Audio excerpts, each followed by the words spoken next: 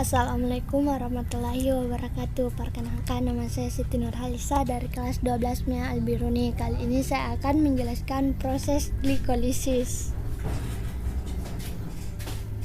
Sebelum itu, saya akan menjelaskan definisi dari glikolisis itu sendiri. Jadi, glikolisis berasal dari dua kata, yaitu glukosa yang berarti gula dan lisis yang berarti pemecahan glukosa.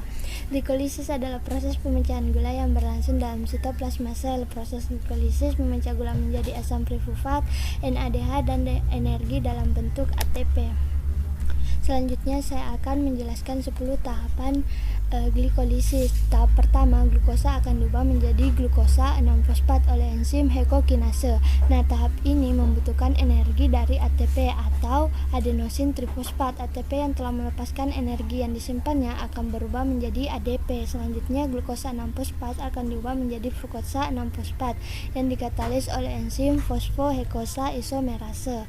Dan selanjutnya, fruktosa 6-fosfat akan diubah menjadi fruktosa 1,6 bifosfat. Reaksi ini dikatalis oleh enzim fosfofruktokinase. Dalam reaksi ini dibutuhkan energi dari ATP. Nah, fruktosa 1,6 bifosfat atau 6 atom C akan dipecah menjadi gliseraldehida 3 fosfat 3 atom C dan dihidroksi aseton fosfat atau 3 atom C. Reaksi tersebut dikatalis oleh enzim aldolase.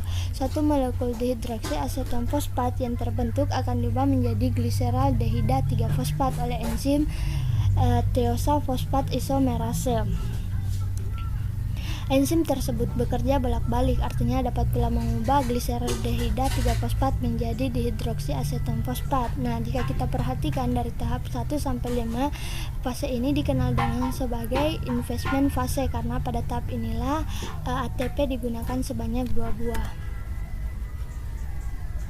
Selanjutnya, gliseraldehida 3 fosfat kemudian akan diubah menjadi 1,3 bifosfat oleh enzim gliseraldehida 3 fosfat dehidrogenase. Pada reaksi ini terbentuk NADH, kemudian 1,3 bifosfat gliserat akan diubah menjadi 3 fosfogliserat oleh enzim fosfogliserat kinase.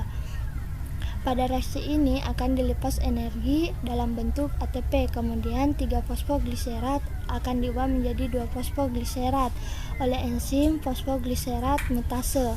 Kemudian 2 fosfogliserat akan diubah menjadi fosfoenol trifosfat oleh enzim enolase. Fosfoenol trifosfat akan diubah menjadi trifosfat yang dikatalis oleh trifosfat kinase. Dalam tahap ini juga dihasilkan energi dalam bentuk ATP. Nah, jika kita perhatikan dari tahap 6 sampai ke tahap ke-10 terjadi pembentukan ATP sebanyak 4 buah.